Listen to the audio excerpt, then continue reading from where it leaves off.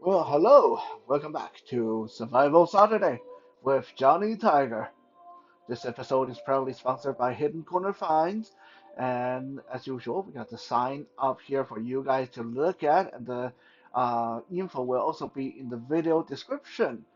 If you are looking for some of the cool action figures you see on my Toys Thursday or some other goodies for the upcoming Christmas gifting, no, the Christmas time is very, very stressful for a lot of people.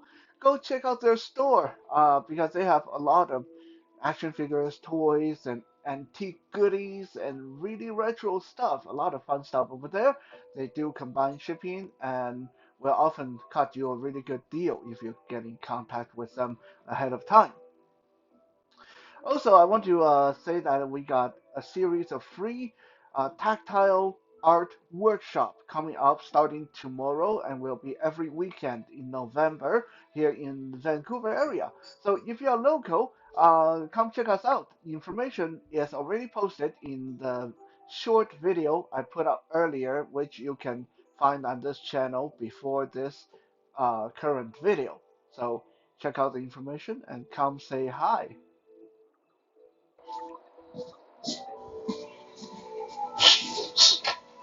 Well, here we are. Or here I am, actually.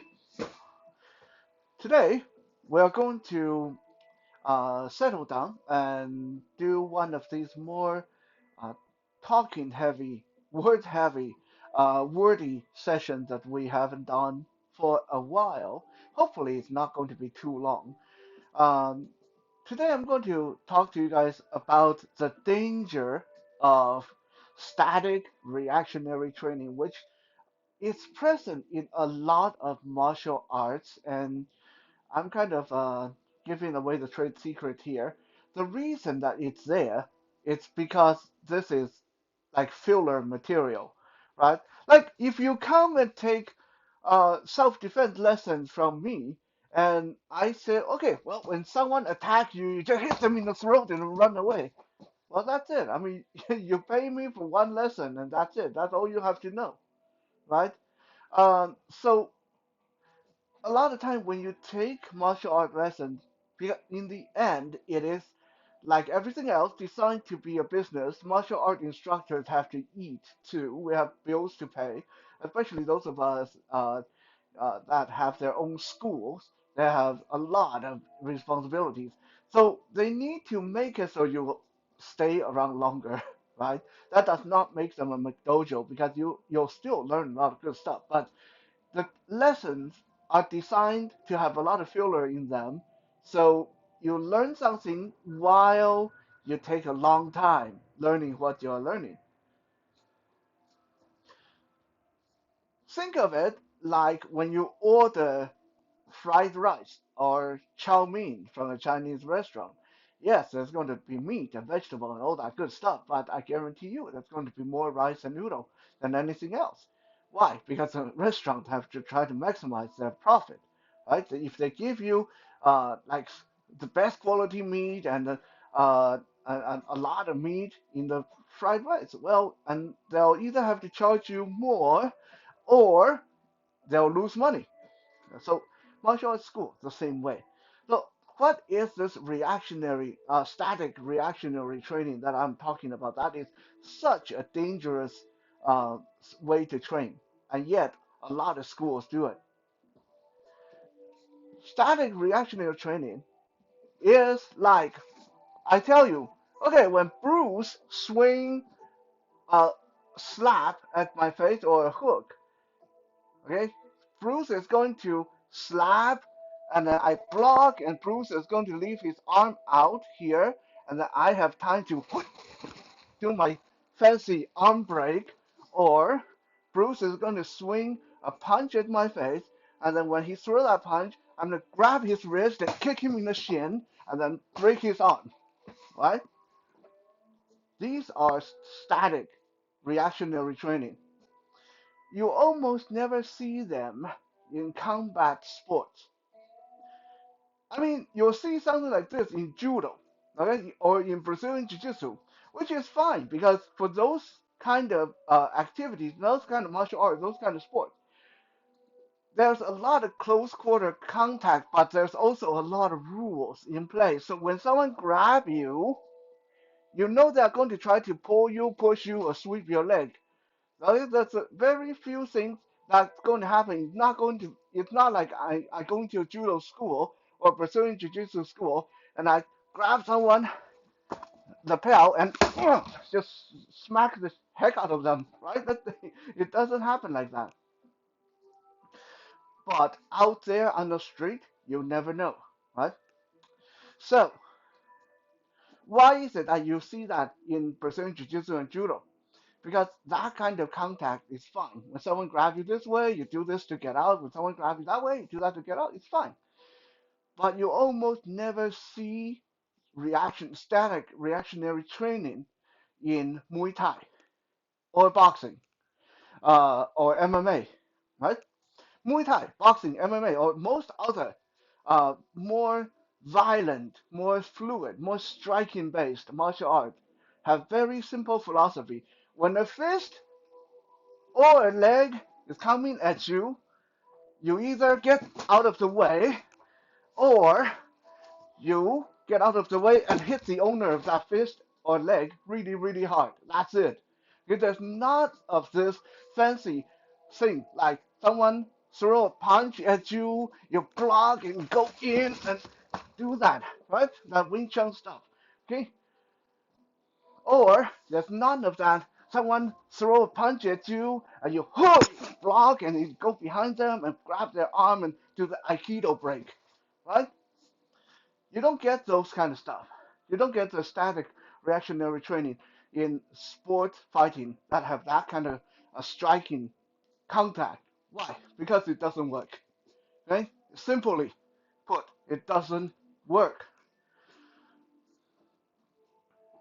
If you don't believe me, I can prove that to you if you're willing to try it. Next, if you come from a class, dojo, school that teach a lot of this, someone swing like this, you block like this, and then you go in and break like this, or someone throw a punch like this, you block like this, you grab them, pull them in, and then throw them. If you come from that kind of training environment, next time you walk into the school, don't say anything. Okay, go up to your sensei, say, "Hi, sensei," and smack them across the face. I'll guarantee you that almost 10 out of 10, unless your sensei is some like really, really, really good guy, really good at what they do, okay? But I almost 10 out of 10, they're not going to be able to block that. They're not going to be able to do the fancy throw and arm lock and stuff like that. They are going to eat that slap. During one of his interview, Jackie Chan, and we all know Jackie Chan is a legit badass, really good martial artist, really good at what he does. During one of his interviews, he talked about this. He said one time he met one of his fan came up to him and just punched him in the face. And guess what happened to Jackie Chan? He got punched in the face, right? Because there's just no way that you're going to be able to anticipate something like that. Okay? We're going to talk about a little bit more about why this kind of training just doesn't work. But I want to take this moment and say, just because you come up to your sensei and, "Hey, sensei," and smack them on the side of the face, they can't block that. That does not make them bad sensei. That does not make them a bad martial artist or bad at what they do. That just means they're normal people. Right? That just means most people can't block that. How are you going to be able to tell if your sensei is really good? Is if you walk up to your sensei, you don't say anything. You come up to your sensei, "Hey, sensei." So you smack them, you grab them, you knee them, elbow them, beat them up, right? If your sensei is really good at what they do, what they teach, if they really know what they're doing, that first slap, maybe the second hit, is all you're going to get. If they're still here after the third hit, getting knee in the stomach, getting elbow in the face, they're bleeding everywhere, well, congratulations, you just found a really bad sensei who really doesn't know what they're talking about. Because most sensei worth their salt. Once they get slapped in the face, maybe, like I said, maybe that second hit, you are not going to get a third hit in. Okay? They are going to react. Now, I don't recommend you actually do this for the reason that one of three things going to happen to you, maybe all three, maybe two out of three. What are the three things that are going to happen? One, your sensei is going to do something that's going to hurt a lot to you because that's natural. If I get attacked, I'm going to do something back that hurts a lot.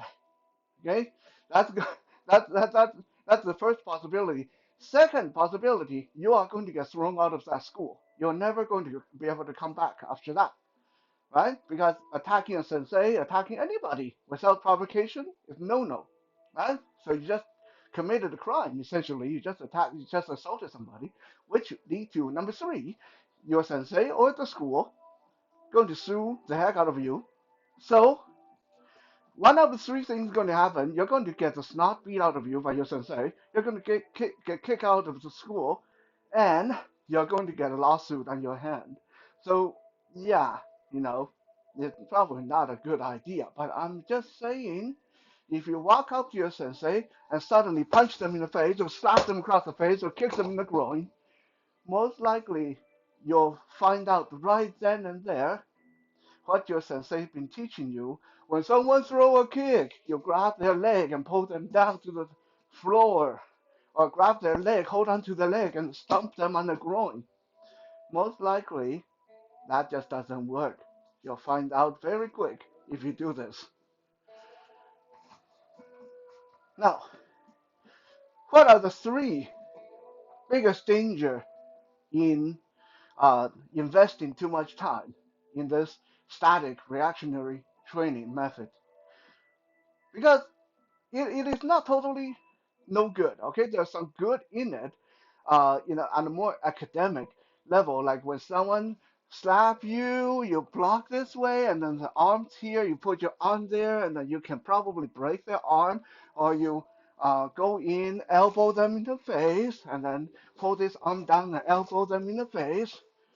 Okay, there's some there's some good in that because it help you work with your learn your body mechanic, learn how your body's supposed to move. That's it. Okay, is it good for real fighting? No.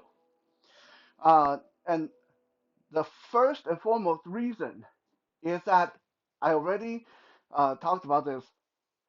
You just simply can't react that fast, right?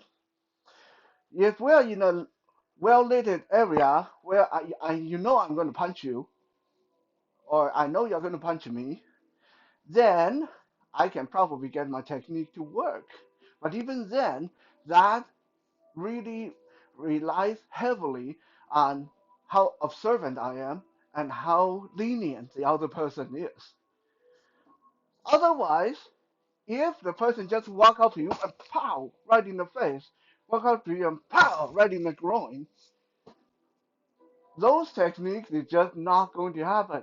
Because by the time your brain shift gear to say, hey, oh, ow, I'm getting attacked. It's already out. You're already ouchie. You already got hit. Okay? This is why I say when you are getting attacked, it's very simple. Get the heck out of the way, or you get out of the way and then beat the crap out of the person so they don't hit you again. Right? None of this. They attack, I do this, and then they do this, and I do that. Life is not a video game.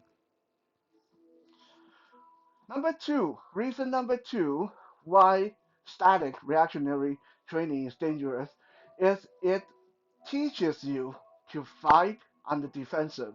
And this is really, really bad. You know, a good offense is a solid defense. If when you go into a fight and you're always thinking, okay, what is he going to do? Is he going to punch straight? Because if he punch straight, I block like this, and then I go do this. Is he going to throw a hook? Because if he throw a hook, I do this, and then I do elbow to the gut, uh, or I break his arm. You are already at the wrong place in your head, in your mind, with this fight, right? A fight should be me going in. I don't care what he's going to do, right? If he's going to punch straight, if he's going to punch hook, if he's going to throw elbow, it doesn't matter. Right? In a real fight, my mentality, my philosophy should be I'm just going to go in, I keep my guard up. No matter if he jab, hook, whatever, I just go in and hit him in the throat 3 times. I'm done. That's it. Also, on the same vein of thought, when you train this static reactionary method, it's very easy for the person to faint and fake you out, right? Because sometimes it's not even on purpose. Sometimes the person might have a twitch. Maybe they are on drug. Maybe they don't even know how to punch properly. So what you think is a straight punch come to you and then turn into a hammer fist, and that just totally ruins your day because you thought you were going to go in for the straight punch and it turned into a hammer fist, right? So fighting defensive is never a good idea. So don't spend too much time worrying about how the person's going to punch, what they are going to do. Think more about what you should do to them to finish the fight quickly.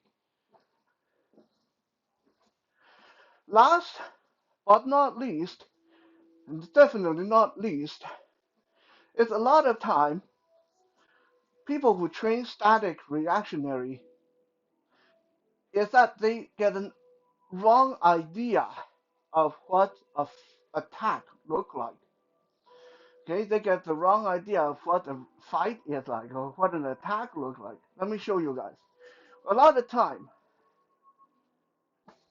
when we train in defense against knife attack, the drill look like this. I'm going to stab below the neck. So I'm going to stab from the side, and you are going to defend. So I stab in, the person boom defend, and then come in, grab my head or whatever, do whatever they need to do, and pow, pow, pow, I'm down on the ground. Or they got my knife. They disarm me, right? This is how you, and not just knife defense. This is how a lot of these punchy, kicking stuff look like. A person throw it, and then you do your thing. This is okay on the beginner level because you need to have beginners getting comfortable with spotting the attack coming. So this is okay, but most dojos, most schools spend way too long on this, and this creates a problem because now the more you train in this, the more you're locked into in your head, you're locked into thinking that this is how it's going to happen. This is how it's going to happen. They're going to come out and stab, and I'm going to do my thing. But that is not how it's going to happen. Okay? A real knife attack look more like this, right? There's no big arcing stab and then staying there for you to grab my arm. No. A real knife attack is stab, stab, stab, stab, stab, stab, stab, stab, stab, stab, stab. A lot of retracting, a lot of stabbing out, retracting. It's like a sewing machine, right? You can't grab that. You can't parry that. Because the moment you parry, it's already gone, and your arm's out there, and you get stabbed again. You try to grab that, it's gone, and you get stabbed again. Doesn't work like that, right? Same thing with punches, right? Let's say we don't even introduce a knife. Let's say punches. Most people who train to block, so let's say I throw a right hook, and the person is trained to block and then grab my head and then knee me on the face. Right? Very simple combo. You block the hook, you grab the person's head, you bring your knee up into the face, you pull the head in. What's wrong with that? you're thinking that I'm just throwing a right hook, right? That's not going to be the case. No one going to a street fight just pow and then wait for you to do your thing. Most likely, I have my own script. I have my own uh, set of combo or whatever I'm trying to do. So when I try to do this hook and you block and you try to pull my head in, my other hand might already be going for your face, right? Because in my head, I'm not thinking about just throwing one hook. In my head, I'm thinking, pow, pow, pow, pow, pow, right? I'm thinking about like a 4 or 5 hit combo, right? So if you train just dealing with a one hit, you'll never get this to work. In not I let's not even say a real scenario. Go spar, okay? This is why sparring is so valuable. If you spar, you'll notice most of these blocks and grabs and throws and stuff like that, most of these counters don't work. Because when you're sparring, your partner, they don't punch and then stop. They don't throw and then stop. A lot of time it's pow, pow, pow, pow, right? Like that. You're not going to catch that. You're not going to block that with these fancy block things, right? So this is why I'm going to toot my own style horn a little bit. This is why Krav Maga is such a great system, because in Krav Maga we don't teach you to block and grab and do all this fancy stuff. Right? Krav Maga's philosophy is very clean. You block and hit them back at the same time. So if this arm is coming, I'm just going to block. My other hand is already going in. I don't care if I miss a block. I don't care what happened next because while I'm blocking, my other hand is going in, my knee is coming out, my elbow is going in, right? So it's a block and attack at the same time, simultaneously. This way you don't have to worry about the person's follow up or if you miss the arm or the arm's already pulled back, you just go in like there's no tomorrow. And yeah, if you mess up, there might not be a tomorrow. In the end, like I said earlier, it's not like it's a totally trashy way to train. It's not totally useless, but be careful how much you buy into it. It is good for exercise. It is good for learning how your body moves. It is good for having fun with your friend, but you can't train this and expect it to work in a real scenario or even in sparring. And when something doesn't even work in sparring, you know it's not going to work in a fight.